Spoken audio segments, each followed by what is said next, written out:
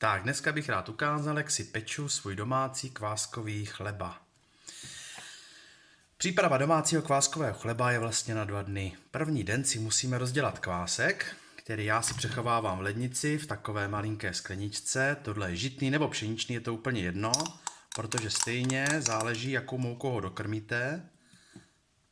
A on se potom předělá na pšeničný nebo na žitný. Takhle tam tu 1 lžičku prostě vyplcnu do té misky. Odvážím si potom, na pšenično-žitný chleba si odvážím na kvásek 150 gramů žitné mouky, kterou do toho vysypu. A pokud chci mít 100% hydratovaný kvásek, tak to zaliju stejným množstvím vlažné vody. Voda musí být opravdu vlažná, nesmí být ledová ani horká, aby jsme ten kvásek nešokovali. Takhle to jednoduše zamíchám, aby se z toho stala taková ta moučná pasta. Nevadí, že nám trošku té mouky vyletí bokem, protože tam se nehraje na gramy, stačí přibližně. Jakmile mám tohle hotový,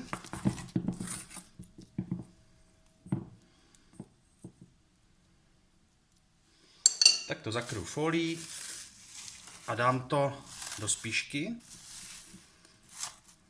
nebo do nějaký teplý místo. Klidně to nechám na lince, protože se k tomu vrátím až druhý den zítra. Kvásek jsem nechal ve spíži aspoň 12 až 16 hodin. Takhle potom vypadá. Udělali se tam krásné bubliny, když vidíte, že to rozhrnete, tak je to krásně bublinkovatý, to znamená, že ten kvásek celou tu mouku snědl a tohle celý je teďka aktivní žitný kvásek. Nejdůležitější věc je vzít skleničku a jako první si odložit 1 lžičku zase na příští pečení. Jakmile bychom dali všechen kvásek do těsta, aby jsme byli bez kvásku. Stačí takhle malinko. Zavřu a dám do ledničky, kde vydrží týden minimálně.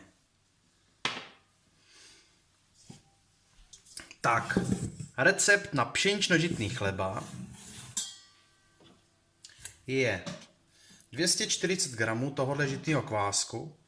Ten kvásek samozřejmě vyroste, nevíme přesně o kolik, takže prostě ho tam dám celý, protože to může být 250, může to být 300, může to být 220. Takhle ho tam celý dám.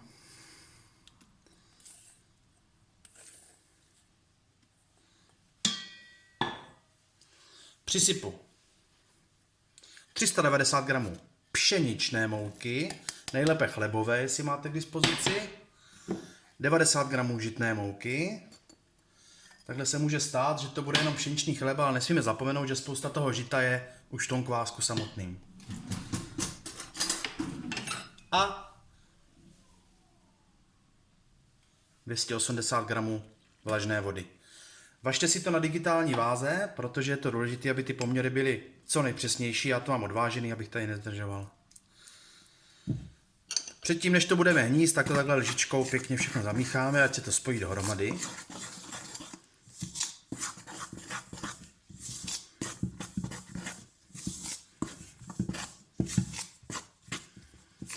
Všimli jste si, že jsem tam zatím nedal sůl, ale to má důvod.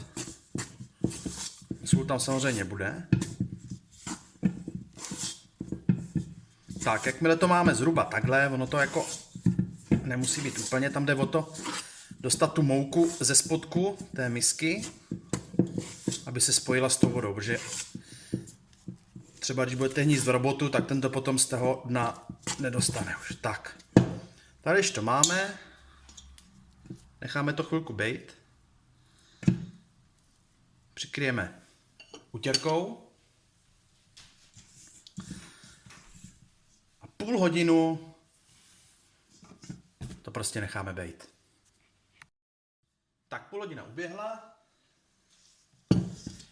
Těsto vypadá v podstatě pořád úplně stejně. Tam šlo o to, aby se ta mouka pěkně vsákla, aby pěkně vsákla tu vodu. Tak, teď konečně přidáme sůl, 15 gramů. A teď přichází ta nejtěžší fáze a to je hnětění. Kdo nemá doma robota, musí dělat rukama. Nejlíp asi namočenýma nebo pomoučenýma. A prostě to těsto takhle mačkáte. Je to lepkavý, protože je to mouka s vodou, je to prostě tak. Já robota mám, takže já toho teďka nechám a dám to na hnětací háky do robota.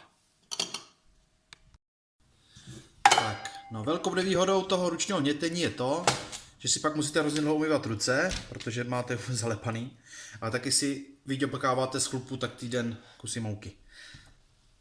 Nasadím hnětací hák a nechám to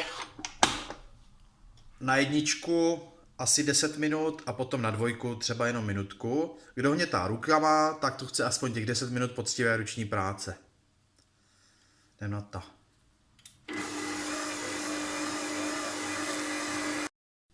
Tak, hnětení skončilo. Vytáhneme. Takhle nějak by mělo vypadat to vyhnětené těsto. Úplně hladoučký, bez hrudek. Takhle ho můžeme lehce povodlepovat z těch stěn, protože následuje první fáze kynutí, kdy hotové těsto dáme do misky vymazané olejem.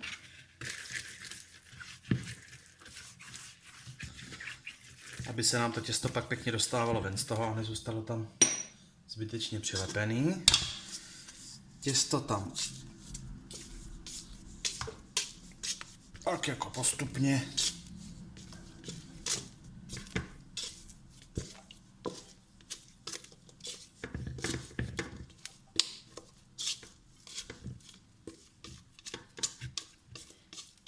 dáme. Super. Tak, těsto máme v misce vymazané olejem. Přikryjeme utěrkou. Necháme kynout na teplém místě 2,5 hodiny. Každou půl hodinu nebo každou 3/4 hodinu přeložíme těsto na půl. Tak, přeložení na půl znamená, že po půl hodině si trošku pomočíte ruce, vezmete to těsto od spoda, necháte ho takhle pěkně natáhnout a přeložíte na půl. No a další půl hodiny. Těsto se právě tím pěkně odzdušní a budou tam pěkný bubliny. Tak, těsto nám vykynulo takhle zhruba na ten 1,5 násobek až 2násobek toho svého předchozího objemu. Tak, já jsem si vytáhl dřevěný vál. Kdo nemá dřevěný vál, tak může na desce pracovní kuchyňské linky, na silikonovém válu nebo se kdekoliv. Důležité je to pořádně pomoučit, protože ten chleba se rád chytá k podložce. A zbytek si necháme takhle v místě, protože budeme si obalovat ty ruce. Vykydneme tam to těsto. Teďka vidíte, už si ho pomočím ruce, jak to těsto se krásně nechá rozprostřít. Teďka, kdo chce, může si do chleba dát nějaký přísady. Semínka, chia semínka. Já tady mám takovou směs slunečnicových semínek a dýňových semínek. Ty do těsta trošku tak zapracuju. Opět si pomoučím ruce. A teď tvaruju bochník. Takhle od kraje doprostřed. A hřbetama dlaní to krásně promáčknu.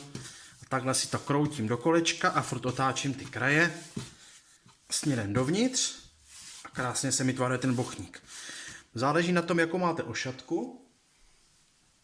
Podle toho tvarujeme bochník buď kulatej do takovéhle ošatky, nebo podlouhlej do takovéhle ošatky. Pedigové ošatky jsou pro tohle prostě nezbytný, protože to v nich kyne během druhé fáze kynutí. A pro doma je podle mě lepší ta podlouhlá, protože se z ní lepší krájí krajice na nějakou akci nebo něco, zase ten kulatý, protože to prostě vypadá suprově. Takže já si to teďka udělám pro tohle. Pořádně si tu formu, teda tu ošatku, pomoučím, aby se mi tam to těsto nepřichytlo, jak bude kynout. Hlavně, když se to potom dává do trouby z té ošatky přímo na plech nebo na pečící kámen, tak to z toho musí jít dobře ven.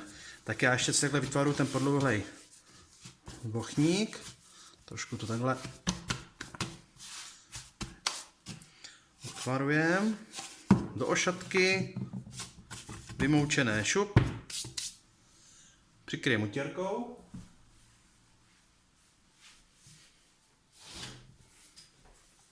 Přikryjeme utěrkou. Teď necháme kynout další 2,5 hodiny, už na to nesaháme ale. Kdo by chtěl, zavře si to celý takhle do igelitky a nechá to kynout přes noc v ledničce a ráno si může upéct čerstvý chleba. Uplynuly zhruba 2 hodiny. Takhle teďka vypadá těsto. A tu půl hodinu to ještě necháme kynout a mezi tím si rozehřejeme troubu. Troubu si předehřeju na úplný maximum, to znamená na horkovzduch, bez grilu samozřejmě, na 250 stupňů, protože víc to moje trouba neumí. Dolů úplně dám nějaký starý plech. Doprostřed potom pizza kámen, nebo prostě normální plech. Ty se nám musí nahřívat spolu s troubou, protože pak se od toho chleba pěkně odrazí. Do toho spodního plechu dáme horkou vodu, ale až bude trouba rozehřátá. Troubu máme nahřátou a teď přijde sled velice rychlých událostí, ke kterým potřebujeme hrubou mouku nebo krupici nebo simolinu na posypání pekáče nebo toho pizza kamene, horkou vodu v rychlovarné konvici nebo v nějaké konvici, řezátko, nůž, já mám takovouhle žilotku na špejličce, nůžek na řezání toho chleba a samozřejmě náš vykynutý chleba v ošatce. Takže chňapku pochopitelně. Otevřeme troubu. První co, tak nalijeme horkou vodu na spodní plech. Stačí 2-3 deci. Posypeme krupicí semolinovou hrubou moukou plech, pizza kámen. Vezmeme v ošatce chleba. Rychle pracujeme, protože nám uniká teplo.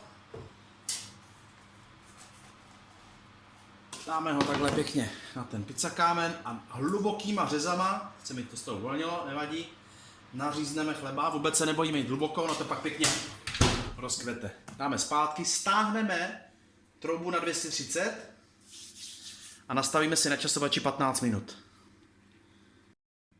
Během pečení troubu neotvírejte, můžete to kontrolovat přes dvířka trouby, pokud je nemáte tak vošklivé zamazaný jak já. A v této první fázi se tvoří kůrka chleba díky té vodě, kterou máme dole. V druhé fázi budeme dělat vnitřek. Uběhlo 15 minut, to znamená, že vyndáme plech s vodou z trouby a stáhneme troubu na 190. Pečeme dalších 15 minut. Uběhla přesně půl hodina, teď už by se to určitě chtěli vydat ven, my ale vypneme troubu a necháme ho ještě 10 minut dojít. Tak, tady máme hotový pecen.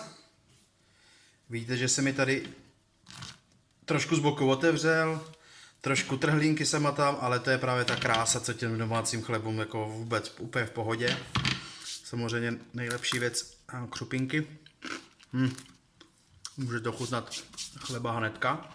Hlavně ho hnedka nekrájejte, protože je ještě horkej, vevnitř je ještě mazlavej, takže by to za prvé nebylo dobrý, za druhé by se vám to celý zdrclo.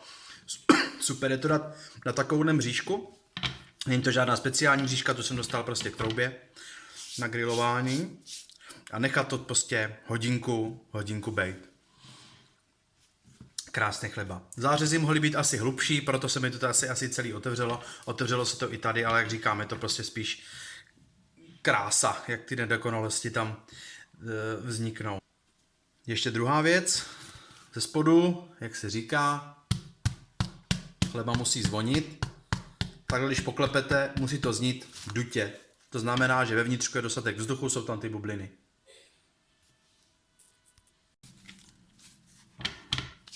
No, máme hotovo. Nejdřív budeme krájet ale za hodinu, protože chleba může být teplý při krájení a nesmí být úplně vřelej.